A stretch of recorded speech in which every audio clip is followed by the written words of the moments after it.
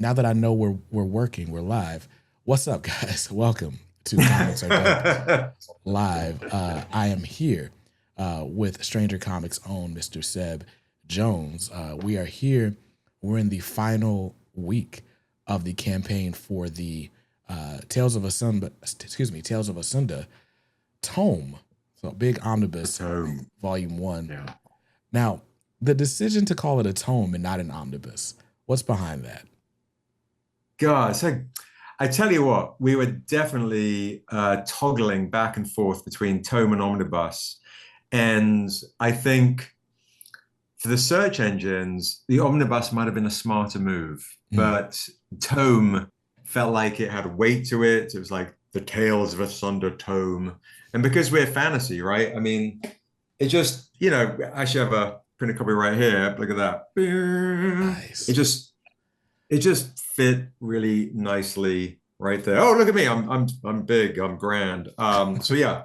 And because we do the fantasy stuff, we can get all tomish. And we do have D&D material in the back of these books. So you can read the books and then play the game and then hopefully watch the film. So yeah, the tome is live, folks. So if you like beautiful hardcovers, and we actually did also a reversible wraparound dust jackety thing as well. Wow. As we are wanting to do. Oh, look at me, I've faded. There we go. So yeah. So we trying to get into the frame here. There we go. Boom. So yeah. Here is the tome. Wow. With the gold foil and all the rest of it. Yeah. I've only seen that. I've only seen that. I think Alex Ross has done that with a couple of books with like the huge artwork on the dust jacket for his art books. But that's awesome. Let me show. This is not the first one too. So what we've done for actually all of our hardcovers is, if you look at this Niobe Shear's Life, this is probably the most famous one that I have.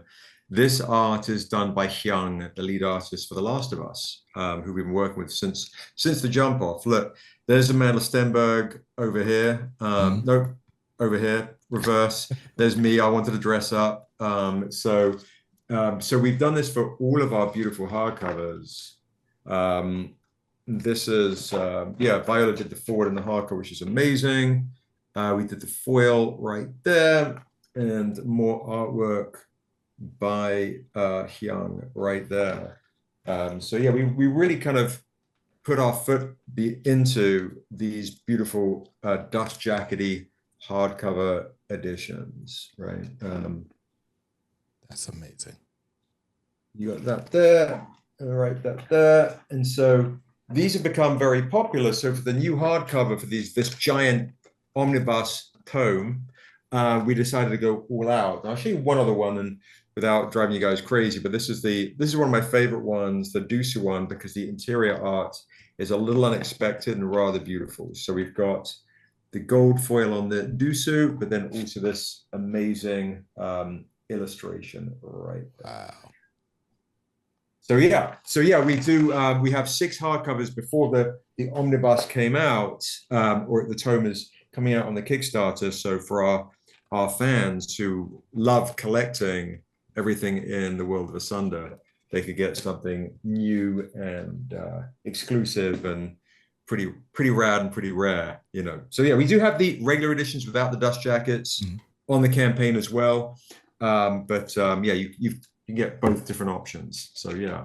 Nice. That's me, yeah. And this is done by a Jamaican artist, Sheldon Mitchell. And you can see actually, without diverting too much, if you saw The Woman King, another tie-in, that is Tuso Mbedu, one of the stars of The Woman King, who is also the lead in Children of Blood and Bone, with Viola and Amanda Stenberg, who of course did, that original Niobe Shear's Life book. Wow. So yeah, before I start rambling and going off on tangents, that's on the Kickstarter with a whole bunch of other goodies. Nice. So we got a few comments here. Okay. Meet John says, beautiful art. Thank you. Cosmortal Comics says Niobe's fantastic. Oh, just dropped my video today on issue 2. Thank you. I appreciate that. That's very sweet. I really appreciate that. Thank you. Carlos T 3000 says nice. And let's see. Okay, that's so we're now caught up on these comments. So I want to back up a little bit because Seb, Yeah. this interview is quite a long time in the making. That's So right. I've got to give a shout out to my man Kevin Koss, who in the very early days of this channel uh, introduced me to your work and was like, Mm, "You two need to connect. You got to have him on the channel." And at the time, I was going mm, live every Thursday, but you were also going live every Thursday, and it was like we couldn't make it work. right. And Right. here we are. That's been at least 3 years ago. Oh, that's crazy. That's And, crazy. I and do now, apologize. I take responsibility, oh no, So thank you. it's all good. I mean, it was 3 years and a couple of kids ago, so it was busy on my end as Okay. well. Congratulations, Thank you, thank you. Yeah. Um, so yeah, so when you reached out, I was like, "Oh, I gotta tell Kevin this." So I don't know if he's watching, but I told him like it's finally happening. so That's beautiful. That's beautiful. I love that. so what I want to know, because I'm kind of treating this like a typical podcast episode, even though we're live, for the audience who may be hearing of you for the first time somehow. Sure. Sure. What's the story of Stranger Comics and this world of Asunda that whoops, Mm. that you've been throwing us into for a little while? Yeah, thank you. So the world of Asunda is a fantasy world, right? So if you like Lord of the Rings, if you like Game of Thrones, you might like what we do. And goodness, it's been with me since I was a kid, since I was probably about 13 years old. I'm now 52. Yikes. And I grew up in England, and I spent some time in the boarding house at that age in the 80s, was at times a little frightening for me. And I think what I was doing, and I was getting into D&D at the same time, and reading The Hobbit and Lord of the Rings, and I'm mixed, and I grew up in a very kind of predominantly white boarding house, and so there's a lot of racial abuse, and so I think I created this world that I could hide in, um, and I created this character Niobe that I could kind of put all of my insecurities and my vulnerabilities onto her winged shoulders, but also my wrath. And as I grew, she grew with me, and the world I was creating started to grow around her, and so on. And I was also wrestling at the time, I think, with um, my sense of justice, I guess, for a teenager, and my rage. And so a lot of kids kids that were bullied really struggled with it, and you couldn't run and tell the teacher, not in those days. So I think early on, creating this character, Niobe, it was very much also, she also deals with rage and the duality of spirits, right? Half elven, half human, half angel, half demon, to reflect the duality of spirit that we share. And anyway, that really, I got into a lot of trouble during that time. My temper really got the better of me a lot. So it was extreme. It was extremisms. Anyway, so I moved to America when I was 18 by myself, and my family followed me out. And I set up a record label for a lot of years, putting out historical jazz and old blues, old soul, stanky funk, really rare funk, jazz funk. So if you like Alice Coltrane or Donald Byrd to Roy Ayers to Robert Johnson, I put out 25 albums, like an audio encyclopedia of roots American music. But during that time, I was always creating these worlds. I was playing a lot of D&D, a lot of live action role playing, Warhammer, because I'm a super nerd. And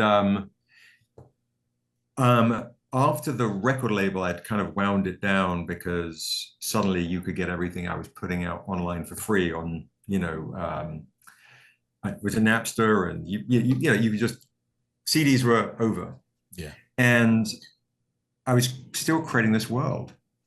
And I didn't want to create a company again. That was, after running a record label with a lot of intriguing stories, I'll say. It's a tough business, dangerous business. I just I just want to create. I just want to write, create. And I used to write the liner notes for my albums. And I was trying to write scripts on Microsoft Word. I didn't know what I was doing. And my mum was like, you should be a plumber. This is not good, right? And I was like, yeah, okay, thanks, mum. So I shot these ideas around. And so when I was bringing the idea of a Marvel universe of fantasy with a lead that looked like this, most comic companies were like, we don't do fantasy comics, they don't sell. We don't do black-led comics, they don't sell. And we don't do female-led comics, they don't sell. And I'm like, yeah, I'm doing all three. and that really made me like, even with investors, I was like, I guess I'm going to have to start another company to protect the integrity and the vulnerability and the power of Niobe. And that started Stranger Comics. And there were many, many horror stories back then of people trying to rip me off, trying to sue me, trying to just destroy my company from the jump.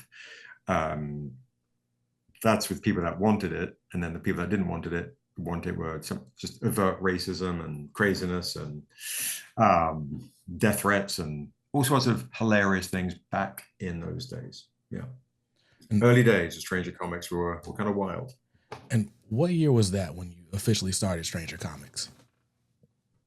So we started 2008, and we came out with the first issue of The Untamed at San Diego Comic-Con in 2009 for The Untamed, A Sinner's Prayer. This is the trade paperback of it, but the regular edition looks kind of like this. And actually, we just dropped a re-release in stores because it never made it to stores based on all those kind of craziness. The final order cutoff for that, I want to say, was today, or maybe there was. It was yesterday. I think. Yeah, you might be. It was today. Okay. Oh snap. Okay. So there you go. Yes. Hopefully, you guys got your pre-orders in. And then we did this beautiful cover right here with Young, lead artist of The Last of Us, back then, 2009. That's that edition. And this was done by Peter Bergting, who works a lot with Mike Mignola and does covers in Sweden for like Harry Potter, Lord of the Rings. Big fantasy artist over there. And I was with a buddy of mine back then, emailing him going, I'm a big producer. You should do my stuff. And by the time he realized I was full of shit, he was like, okay, what's this story? And I pitched him the idea, and he's like, that's amazing, I'm in. And it took from start to finish, we took 7 to 8 years painting this book. Crazy. So, I hear of Stranger Comics, I guess first maybe 2021 or so. Sure. And, by then, it's by all accounts, this wild success story. My introduction to the series was someone saying, hey, I'm upgrading to hardcovers of all of my Stranger Comics paperbacks. You can have the paperbacks. So there's like this, I think what I took to was Niobe, but I've got it all over here on the shelf, but it was just like, okay, I've got like 8 books I got to read now. What? Oh, sure. This is quite the world that's been built here. But so obviously you found success, but like, how was it starting a comic book company, learning as you're putting out these products and iterating, to being where you are now? It was, I think I didn't expect it to have for the grind, the attrition. When I started, I was still in my mid-30s, so I had a lot more energy. But one thing I found was extremely difficult was learning I think I tried to probably bit off more than I could chew to start with. I tried to do too much, like, I would have this book and this book and so on. I was new to the cost. the time it would take away from my loved ones, how much time needed to be spent on being on the road, going to a convention with one comic book, learning social media, which I'm terrible at, how to connect with fans, how to it was a grind, and it still is. It's a real 7 days a week gig, because here's the thing, that with a lot of independents, they fall into two categories, and you guys in the chat probably know this, which is there's one independent kind of group which is very well funded, Silicon Valley funded, been big cash injections or whatever, and there's another group that fall into, a lot of folks have their day job and they work on this as their extra job or career, and so on. And for us, from an early stage, it was, this is our full-time job. So if we don't make X at this convention, we're out of business. And we've had to live like that with no funding. The only person that gave me any kind of funding was my mum, who gave me a little bit of money to print the first comic book. Apart from that, it was all on a credit card, and I was going through a divorce at the time. So it was excruciating. It was very difficult. Emotionally, financially, and all the things. So it was tough. It was very tough. Yeah. So you're bootstrapping this company yourself. What's the most surprising lesson you learned through that?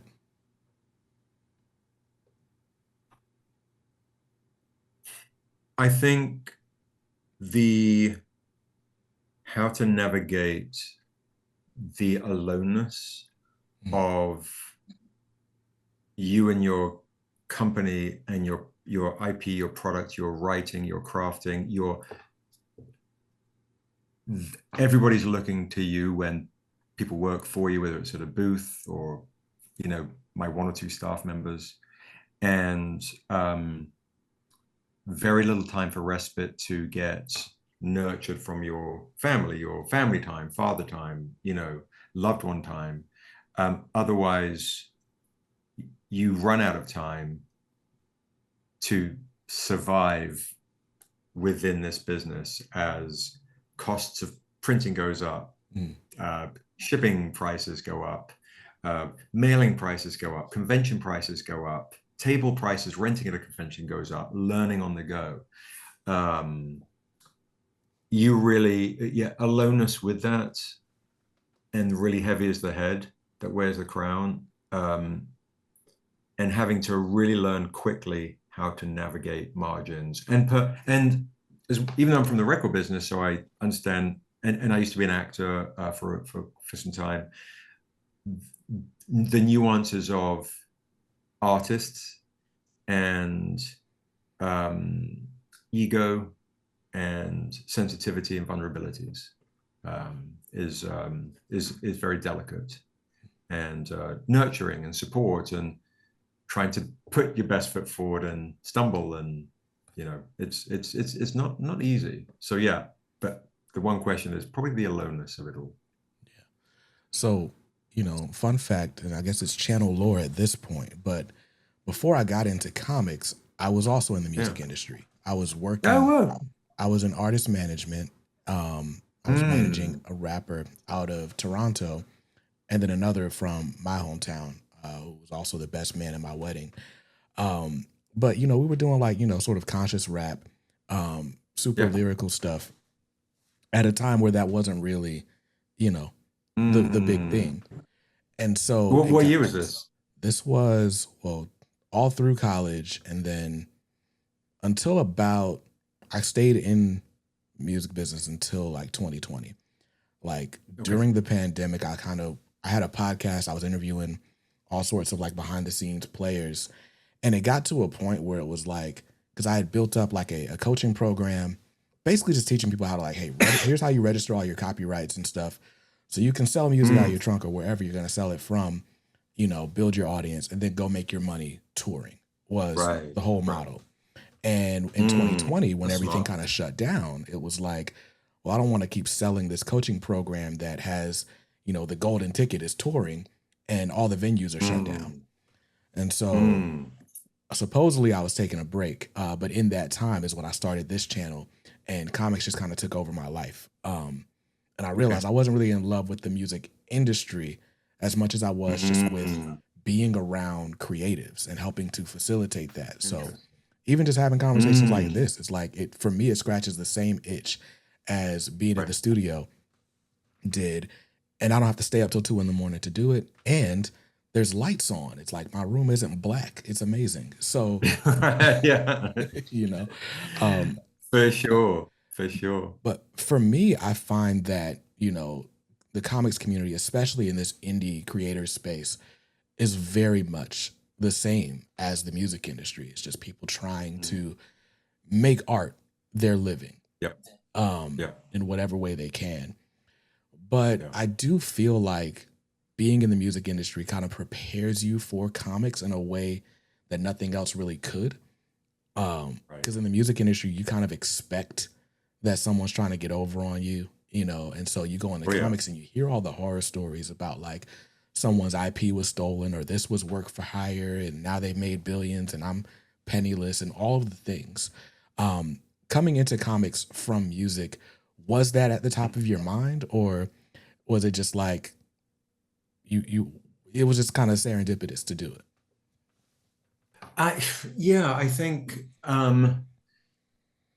when I got into comics, as far as the music industry preparing me, I think it did prepare me for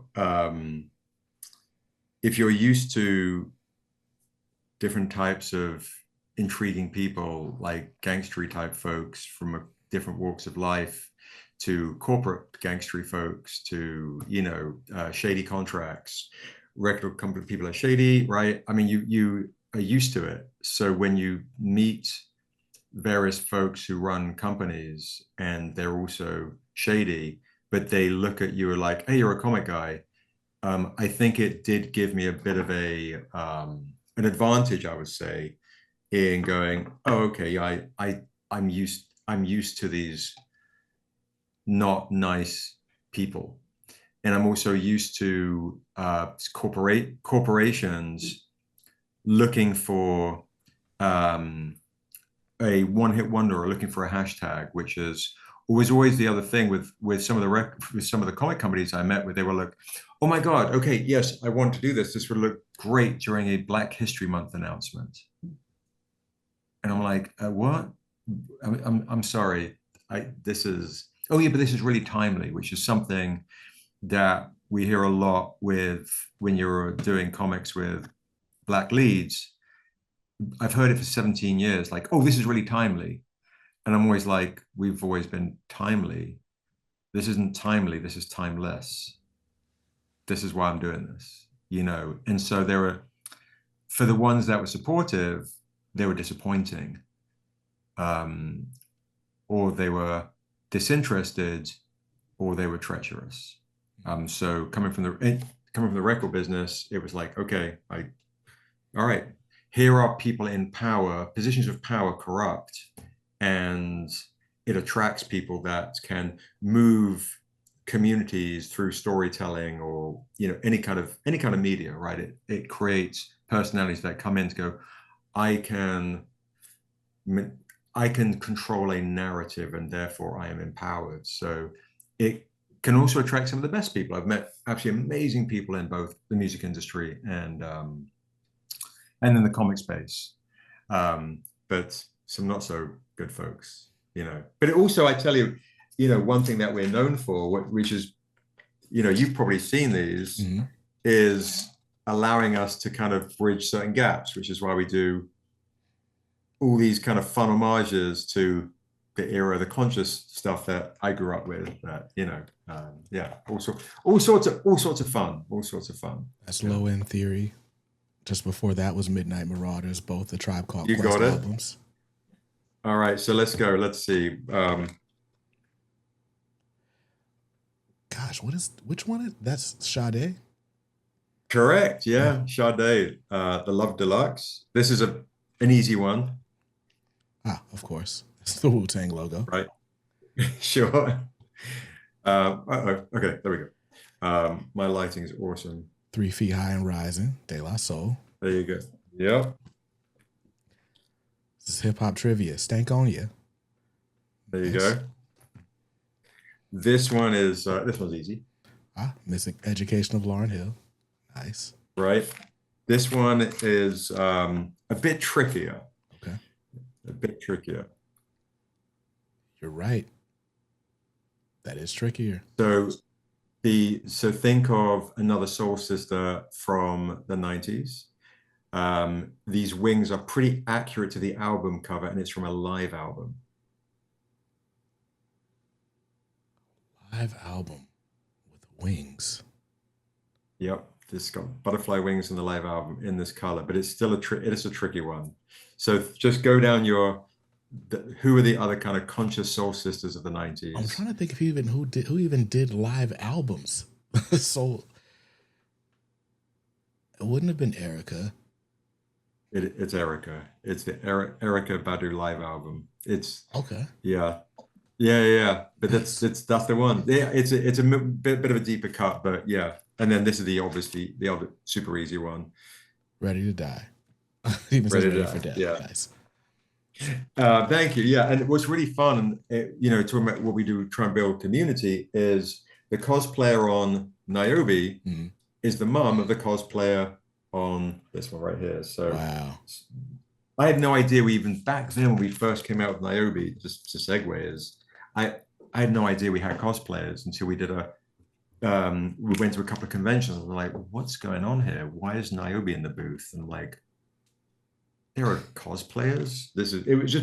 I think to kind of dovetail to what you were saying earlier, was like, I think since starting Stranger Comics, I'm just trying to tell the stories I want to tell and create and learning on the go and in an organic, intrinsic way. And then all these wonderful things, can reaffirm that, yeah, you're on the right path, kid, or not kid anymore, but you're on the right path, Yeah. I went to New York Comic Con, sort of in 2024, and passed by the Stranger Comics booth. And it's just a massive presence. Like the impact that Stranger Comics has or has had, it's just been awesome to see.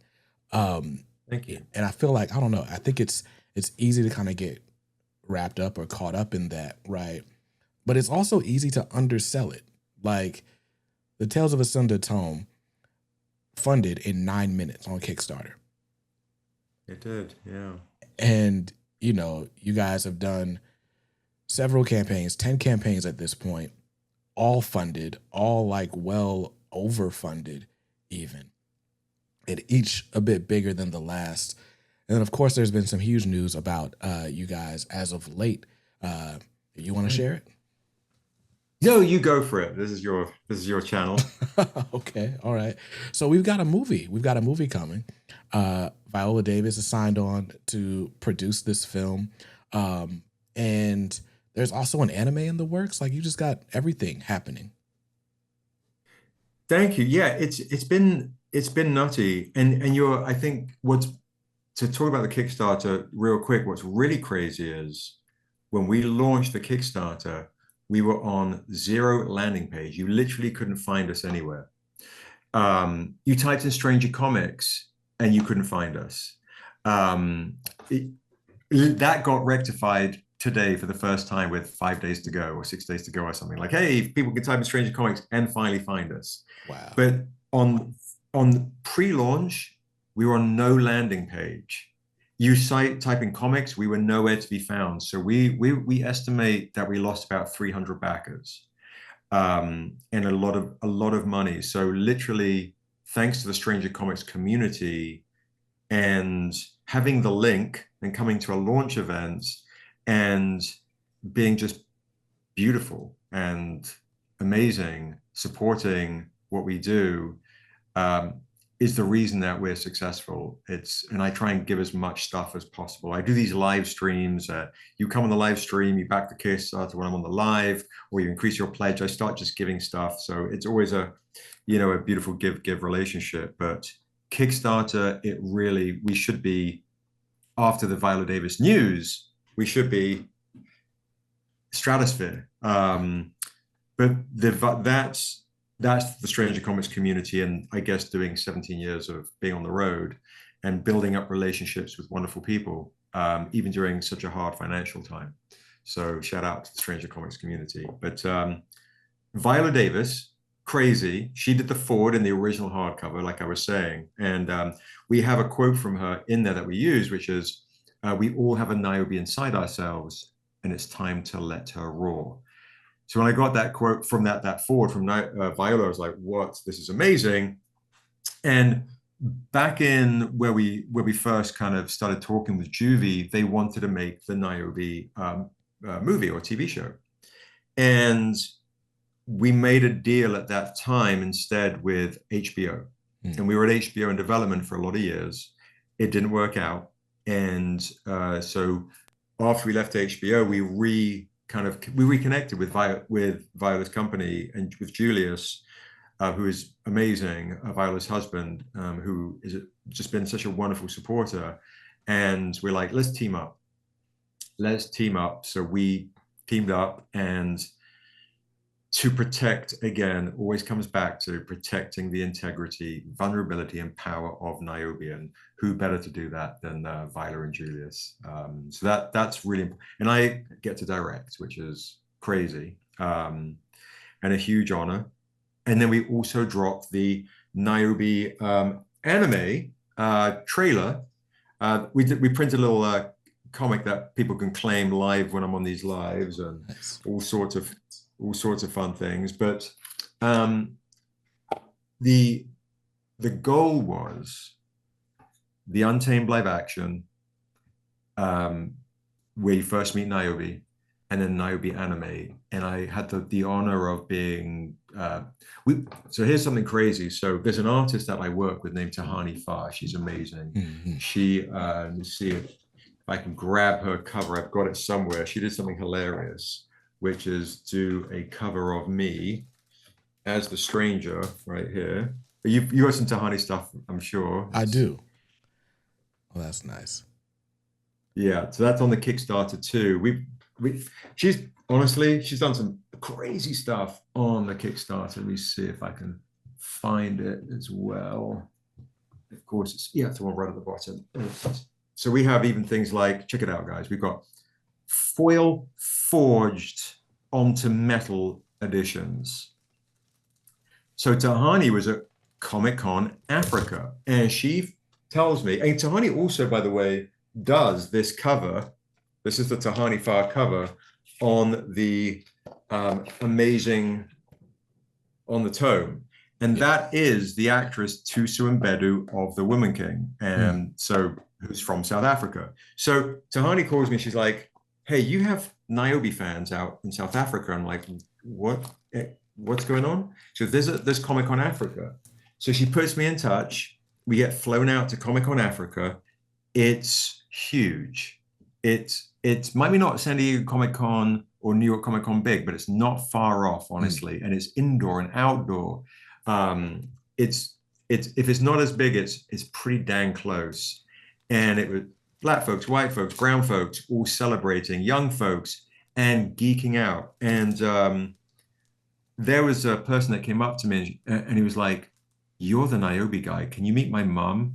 And I'm like, what? And because of you, I got into animation. And then they flew me out to Comic-Con Cape Town. And then at Comic-Con Cape Town, I met these animators. And I'm like, hey, I want to make the Niobe anime. I don't want to wait on a studio. I don't want to wait on anybody. And I want to make it. So let's do it. Let's figure this out. I don't know how, but let's figure it out. So we dropped the Niobe sizzle trailer on an event I call StrangerCon, where I launch a Kickstarter and have guests. And with no press whatsoever, no big social media influencer, Nerdist, shout out to Nerdist, Ty Good at Nerdist. They gave us a lot of love, and Ty's amazing. But apart from that, Ty's amazing. So I do want to honor her. We're at close to 30,000 views, which is great for just it being word of mouth amongst the comic community. And we're going to announce show the full trailer at San Diego Comic-Con. So if you haven't seen it, type in Niobe trailer, and you will watch a sizzle that I get to co-direct with two amazing people from South Africa and a beautiful team from South Africa. And I think it's awesome. So entering into this sort of, multimedia space, right, from Yeah. comics, what is most important to you, like to keep, because there's always creative liberties and things that have to get cut and so on. What do you feel like represents the spirit where you're like, all right, if this is in, we're good?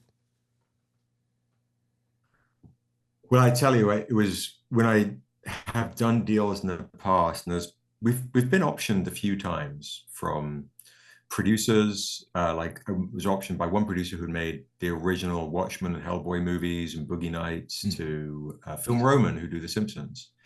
Um, I'm always like, Niobe has to be, because I've heard it all, has to be black. You can't change her hair. You can't change core integral things to who this character is. But honestly, I'm a savage when it comes to protecting the spirit of who she is and who these characters are. And I think with some folks, I understand will probably compromise more than me. And I never knock people really because I don't know what goes on, families to feed, bills to pay. In fact, my son's mom used to say, your morality is going to make us starve. So how moral can we be? Like you're juggling different types of morality, right? Can we put our kid through college? Can we, eat food? So you have in real time very real experiences which no one gets to see because everyone sees the presentation and hey, we're Comic-Con and I don't really kind of get into the petty wars or any of that kind of stuff. It's just not my bag, but coming back to your question is I cannot do it anymore. It's literally was in contracts. You cannot change these characters. Otherwise, I've told so many, I'm always appreciative when people make offers, but I, for the most part, say no to everybody. So maintenance says, I don't know if Seb Jones is answering questions.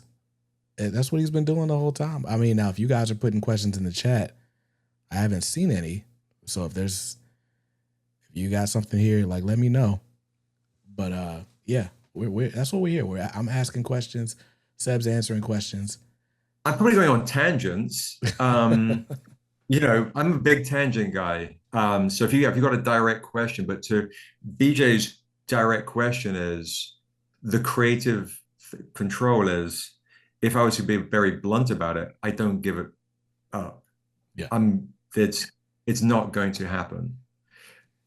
So to answer it directly and simply, the answer is I maintain creative control or is not going to happen. Gotcha. I would rather it stays in comics and the beautiful art form of the graphic novels that we love than it to be on air and it to be not what represents what I think is the spirit of these characters and this world. At least that's where I'm at right now, so hopefully that answers it directly. Yeah, I think so. So I've got a question because, we're talking about, just all of the massive success and the big wins, right? Do you feel like Stranger Comics is underrated? Like, is there any part of the conversation that you are not in that you feel like you should be in or anything to that? I guess the reason I ask that is because there's been all this talk about supporting Black businesses and indies versus majors and all of the things. And I don't hear Stranger Comics come up a ton, but then at the same time, I've also seen it where it's like, hey, everybody name this many Black creators, but you can't say Stranger Comics because they're too big. It's like, which one is it? I think that's a great question. Let me make sure I answer it directly. Do I think we're underrated? No, I don't. I think people, I think me being mixed, people don't know where I fit in sometimes, right? Which is he black? Is he white? Is he brown? What is he? And that becomes, oh, maybe I shouldn't mention him in this space. Mm. And then that can be distracting as far as what is the topic of conversation. And I'm always like, I want it to be about Niobe, not about me or Stranger or Deuce or any of these characters, which I think in this day and age becomes too much of the conversation. But also, you also want to know who you're buying from, and that's also makes sense. Um, but I don't think we're underrated when people talk about us. I don't think they mention us. I don't think Stranger Comics is mentioned a lot. Um, which is fine. I don't really care, honestly, um, that much because Mm. I'm kind of old school James Brown mentality. I've got mine. I don't worry about his. Hmm. And also, if I always look at it like this: if I have $100 and my enemy has $1,000 or a $1, I have $100. So I want to focus on this. If I have $100, my friend has $1,000 or $1, I still have $100. But I want to root for my friend to have 1,000 and be happy for them rather than getting caught up in my ego, my jealousy, or whatever that is. Um, so I think if you ask people directly, what do you think of Stranger Comics? They might say it's really good and the art is great. Um, but I definitely notice we don't get brought up in conversations that much.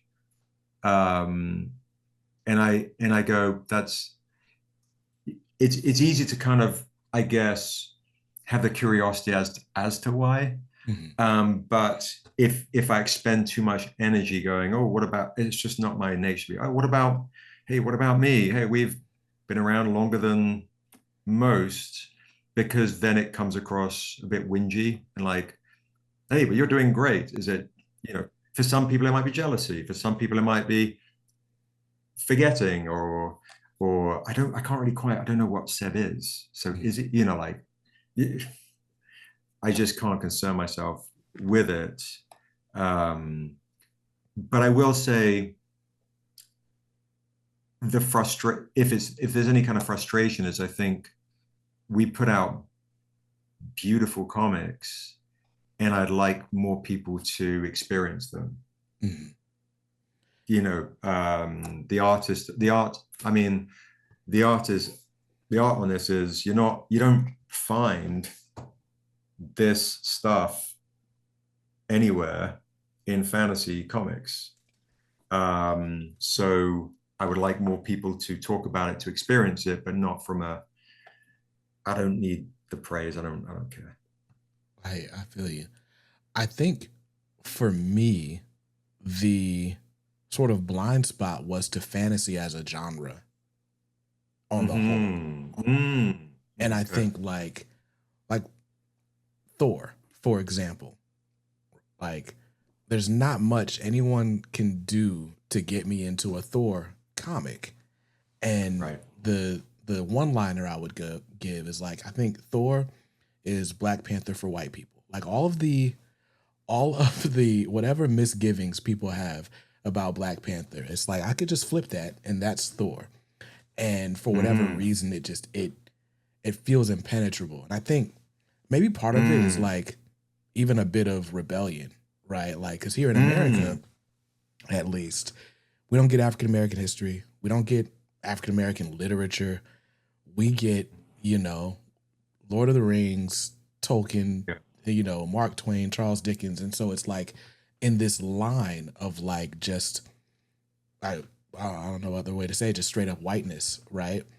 And Sure. so it's like when I look at like, okay, there's elves and orcs and all of these things, and it's like, okay, that sounds like a very different, like it almost feels like difficult to connect with.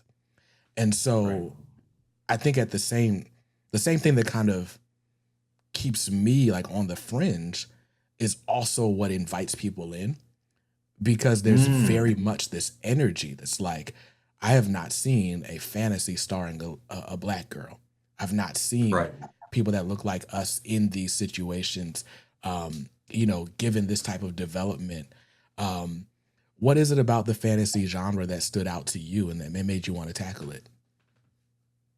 It saved me as a kid. I mean, it was reading Lord of the Rings. It Mm, was escaping into these mythical worlds. You know, and I think, but also at the same time, I watched, I discovered Kurosawa.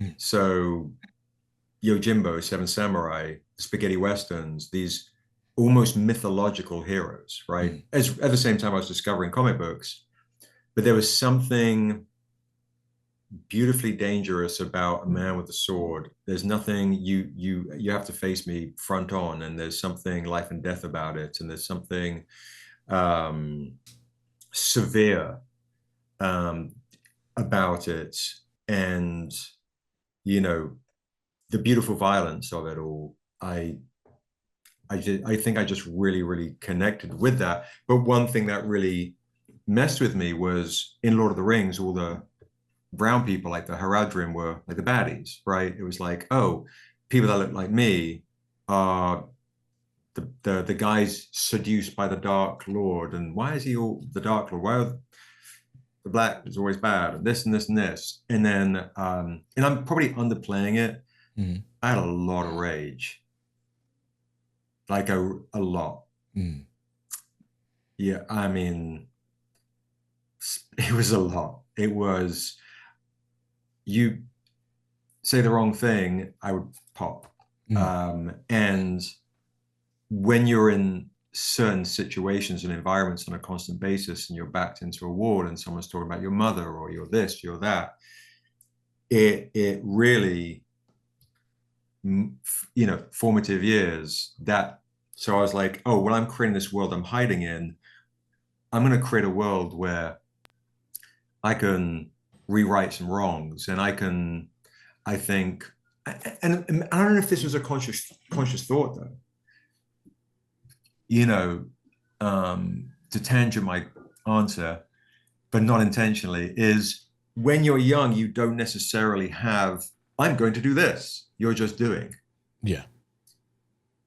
So creating this fantasy world was, I love fantasy, I love swords, love orcs, I love elves, but I want to see elves that are taking the medieval inspirations from the African diaspora, from Mm, different parts of Asia, as well as the European part, and so on.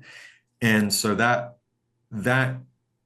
I guess is just in, it's nothing that was a pre-programmed thought as a mm, young guy. It was, I need to see, I want to tell these stories and I want to see myself and in these stories. You know, something that we hear a lot nowadays, mm. which is great. Um, but that was just what it was for me. Yeah. And Yeah. I think, you know, I think it's important to note that we talk about seeing ourselves in stories, but that's not like a new concept. Like we talk about it in terms of Sure. representation and like, you know, minority groups and so on. But, you know, when I'm speaking to writers, there's no way you can write a character and not put some parts of yourself in that character. There's no way you Right. can, you know, take someone on a journey and it be a place that you've never been, you know, regardless of Yes. whether or not, you know, the character that you're drawing or writing looks like you, shares your background or so on. But it's like every story has a bit of its creator in it. And so it just happens that when you start opening up to different types of creators, and you'll now start to see different types of characters, different types of stories, but it's not like breaking news. Black people found a different way to do things than everyone else, you know? Right. I think um, so I don't forget, remind me what the chap at HBO said to me after I go on a backwards tangent to one of the other questions is my dear ex who passed away created a book called Brown Sugar Fairies. and we published it. And Rob Edwards, the writer of Princess and the Frog, is going to produce and direct it. Mm. And we used to talk about the idea of Black folks in the space of fantasy and the freedom of that imagination, and the disconnect to the African folklores and fairy tales, and the Caribbean, because she was Caribbean, folklore and fairy tales that she was extremely well versed in, and understanding how many European folklores and fairy tales have pinched and stolen and whatever from rooted African folklore and fairy tales. So when folks do have a disconnect to it because they're so, I don't say indoctrinated or brainwashed or whatever, but used to, whatever it is, hey, that's King Arthur. Hey, that's the Hobbit. Hey, that's this. Hey, that's this. There's not a space. I mean, bro, since I posted on Instagram the Viola Davis news, the amount of comments going, stay in your lane. Oh, when we was Kangs, right? I literally get like 10 a day. I go, all right, delete block, delete block. And sometimes I'm kind of curious. I'll click and it'll be a guy with God first, blah, blah, blah. I'm like, or Jesus is king or something. I'm like, how can you be so condemning? You know, it's just, it is wild to me. Oh my God, I've got so much hate from this. And then yet here's the counterpoint, is like to what you were saying earlier, is folks that have experienced generational trauma have the opportunity, or the is it intrinsic to be able to connect to imagination, what can be possible beyond the scope of what's here on Earth. What's a superhero? Okay, but you're still in New York, or you're still in Los Angeles. Can the imagination flutter? And when we talked about, and this feels always so arrogant to talk about, because I hate coming across like some, up my own arse, like dickhead, is we would talk about why her or why me, right? When you're creating fantasy. And she's like, and she was a very spiritual person, and I miss her dearly, but she was said the ancestors are speaking through you. You're not, I'm not like, hey, time for me to read this folklore and fairy tale. Hey, time for me to read these passages and read this. It's, I put on music, like certain types of songs or sounds of frequency, and start writing and creating and connecting something which is make-believe. But obviously the inspiration comes from my childhood, experiences, family, friends, songs, movies, books, comics, and so on. So to what you were saying as well, but I just wanted to get that out there, as far as the opportunity to create and connect with something that's so fantastical, and go, yeah, this is us, this is it, these are the roots. And she would explain a lot better than I would. But when I was at HBO, the reason why, one of the biggest reasons I signed with them, was there was a guy who ran the head of drama at that point, and he had read The Untamed, and he had said to me, "Can I ask you a question, Seb? With this character from this book," he said, "Is the stranger you?" And I'm like, well, yeah, he's me wanting to be a better man. And what would I do to be a better man? What would I sacrifice to be a better man, a better father? And then all those types of things. And he goes, "Can I ask you something else? Is Niobe you?" And I'm like, I felt really seen. And I'm like, yeah, she's my opportunity to be that better man. She's this man's conscience. She could be my conscience. But she's also wrestling with this duality of spirit, this rage and love and hate, and the angel and the demon that we all share.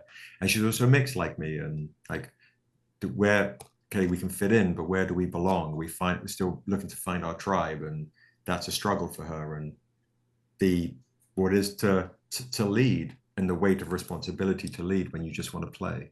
Mm. So to what you were saying earlier, I do very much. If you want to know about me, read The Untamed. It'll tell you a lot. Got you.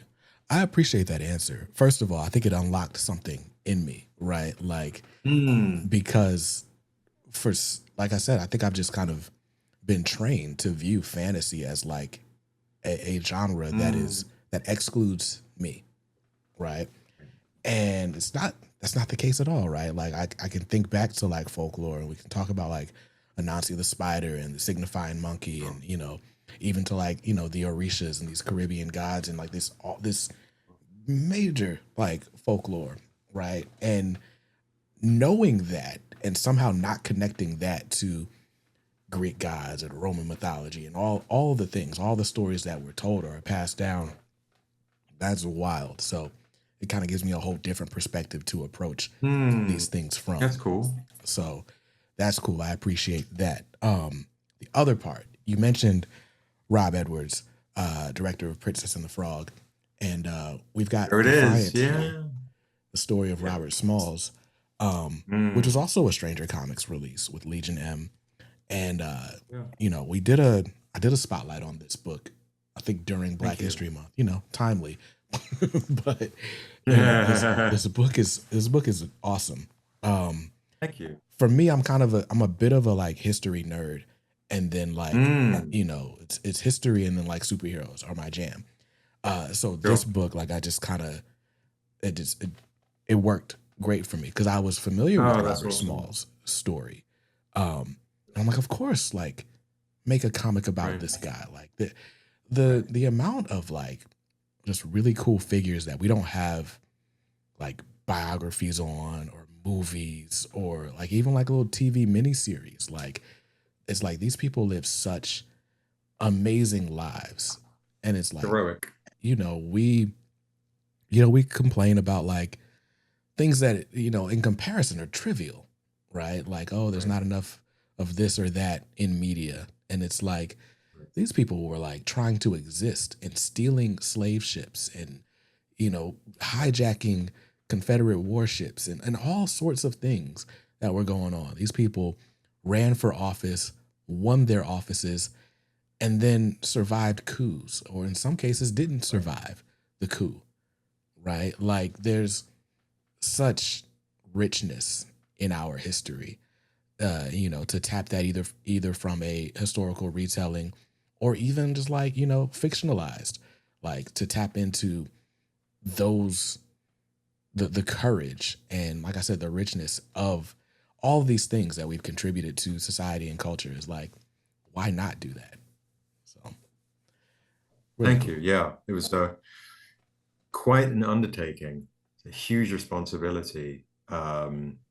So when Legion M contacted us to make Defiant, it was, for starters, we're a little company, so our bandwidth is really tough, and sometimes we get contacted by studios or the odd celeb or lots of people. Hey, can you publish? I'm like, I would love to, but I just don't have the bandwidth to do this. But with this particular project, I know one thing about my teammates is if we're going to do something, we're going to do it to the best of our ability and to honor the legacy of this man, who is like truly heroic.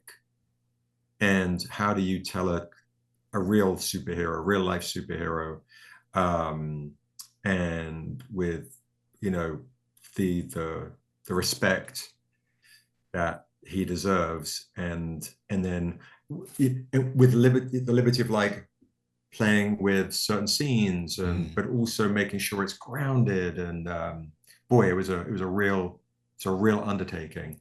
And Rob did an amazing job, and I was like, oh my god, I don't have to write, thank goodness, and I get to work with an amazing writer. But we put the Stranger Comics love on it because Daryl May, who lays out all of the Stranger Comics books, did the layouts, and created something very cinematic. So extremely, so shout out to Daryl and Josh, my editor, because they don't get enough credit. They're amazing. And we're very, serious about the quality of the work that we put out. And we were like, hey, if it sells one copy, we want to make sure this man is honored. So yeah, Defiant was a huge honor and a real labor of love. Nice. And so Matthew Castleberg says last year he wrote a curriculum for K through 8th grade summer camp based on Robert Smalls, and the Defiant graphic novel was his inspiration. That's crazy. Whoa, that's amazing. Thank you. That's incredible. That's awesome. That's what it's about. It's just huge honor. Thank you so much. That's incredible. That is incredible. Maintenance here says he's a fellow Brit. He's launching a Kickstarter campaign next year. Do you have any advice? For a dark fantasy comic series, can I add you to my mailing list? Of course, absolutely. I'm pretty easy to find. If you DM me at Stranger Comics, if my advice is back my Kickstarter, read everything. It's really good. We've got great ebooks, save on shipping. It's perfect. And my dark fantasy is honestly, it's pretty good. DM me at Stranger Comics, email me at stranger@strangercomics.com. I'm kind of a crazy, busy guy, but I'm accessible. If you DM me on IG, you'll get me. Here's my advice is when you're creating a big dark fantasy world, don't get bogged down in the universe of it all. Realize that a lot of it's been done before, but you're going to make it uniquely your own with your voice.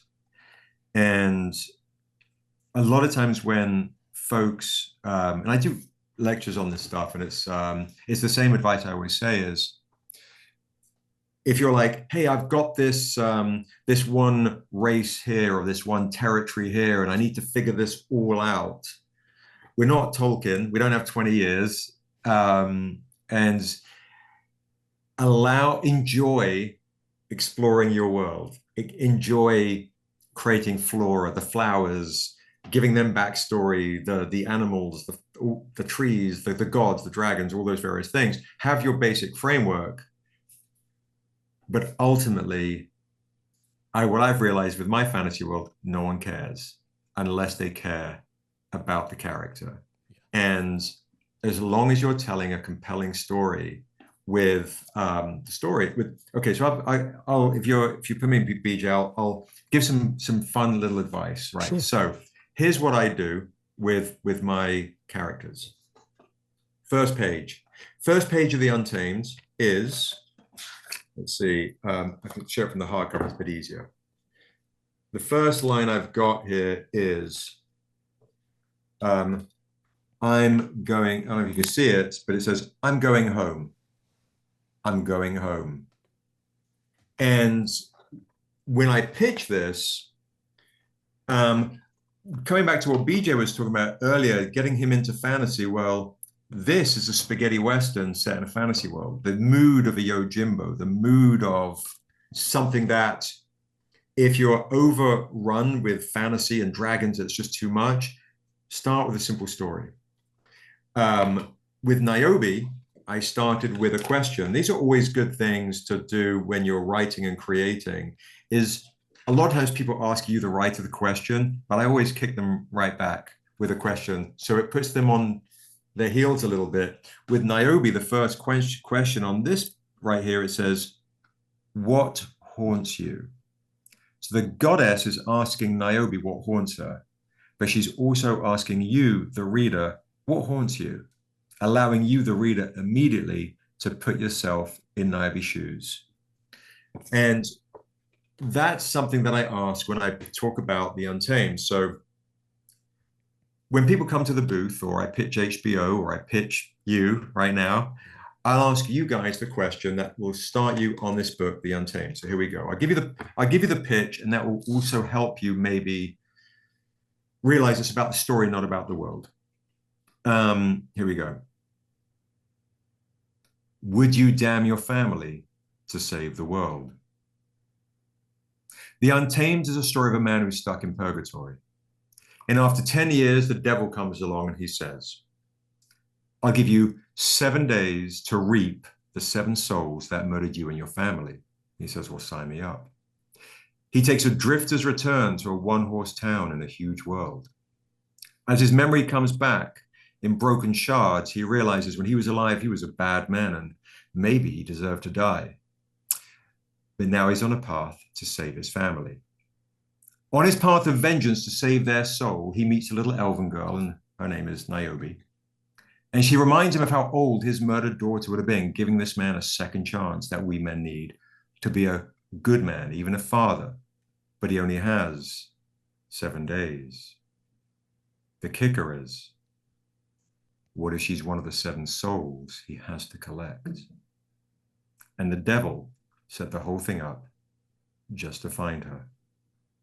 Would you damn your family to save the world?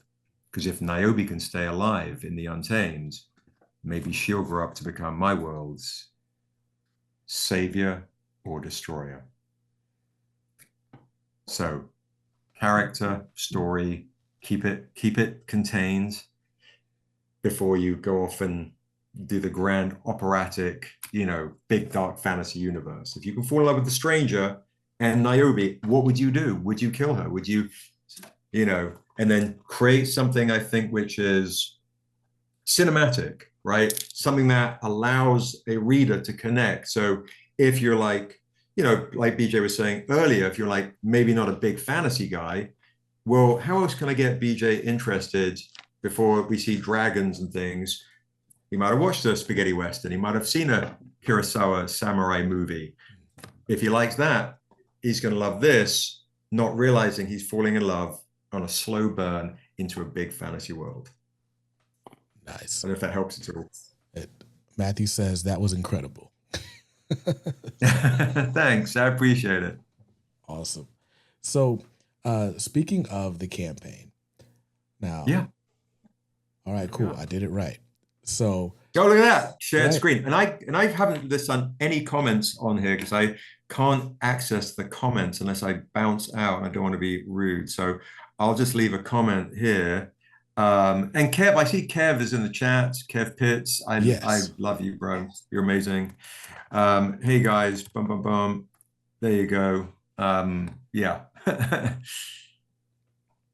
So, the Tales of Asunda Tome, and the new Untamed comic D&D module, all in this campaign. We got 5 days to go. Like I said, we've overfunded the goal, but that means we're in stretch goal territory, right? A lot of stretch goals, a lot of freebies. Nice. So got the Daryl May cover, which we just talked about. Daryl May does all of the layouts for the Stranger comics. Yeah, that's a cool Batman homage. Love that. Thank you. A lot of stretch goals. So we've got the wallpaper pack, litho pack of Kanan White's Untamed set, Daryl May Wishing Well wrap, trading cards, metal trading cards, foil forged metal version. And now the last stretch goal at 120K is a Tahani mini print for all of the backers at $100 plus, and you get the miniature for free. So that's cool. Full on Niobe miniature, yeah. And at $100 already, you get the Daryl May wraparound Dura and Stranger. It's stunning in person. We just got a sample in. Yeah. So for folks in the chat, now is the time to back the Kickstarter. I tell you what I would do. Here's my pitch to you guys in the chat.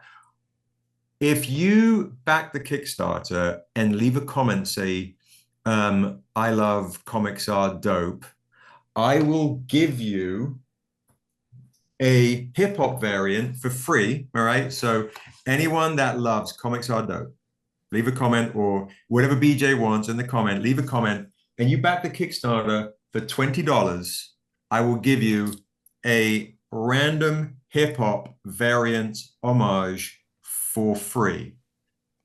There you go. That's my gift to you. Go leave a comment. A random hip hop homage, or if you tell me which one you want, maybe I'll make sure you get the one you want. That'll be my gift to you for free. Now, remember, if you're in England, shipping is expensive. We have some fans in England that will spend the dough. We ship everything. So on an ebook, it wouldn't work. If it's an ebook and you back something simple, I'll give you another ebook bundle or something for free as well. So back the Kickstarter, let them know you come from Comics Are Dope or BJ Kicks, and I got freebies for you. Nice. So, so this is the cover for the tome by Tahani Farr, which is awesome. Now, I've got all of the trade paperbacks, but I do not have either volume of Tales of Asunda. So this tome is actually perfect for me. But for those who are in my situation, can you explain what Tales of Asunda is? Absolutely. So, great question. So Tales of Asunda is something that we decided to do, which collects one-shots. So Tales of Asunda Volume 1 has 4 one-shots, 4 single issues with completed stories. Each one-shot is a completed story, as you know. And Volume 2 is the same. The hardcover has a bonus issue 0 that you can't get in the trade paperback.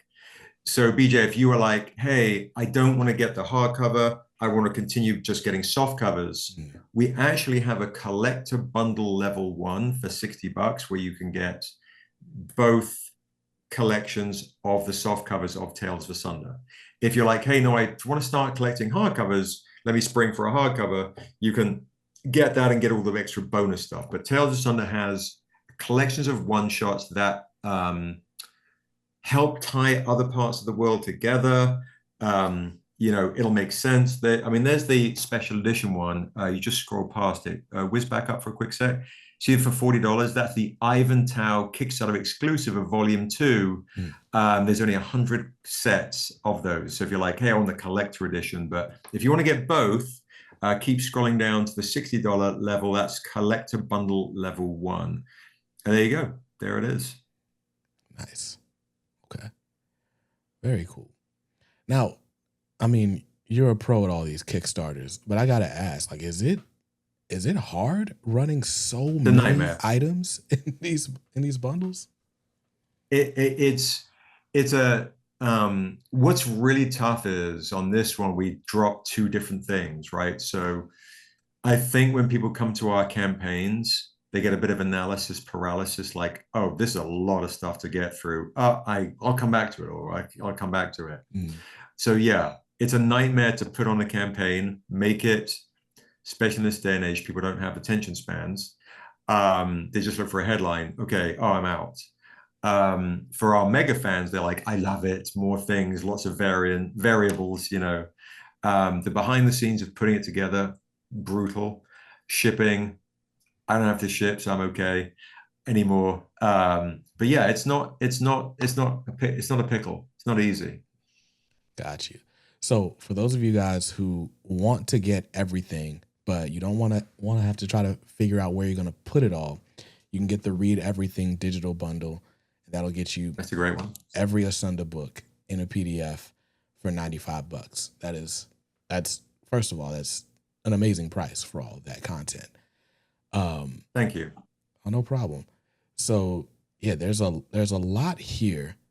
I guess, so we've got the trade paperback collection. All 8 trade paperbacks will set you back $120. Which again, that's not bad at all. Because, and let me grab mine. Hold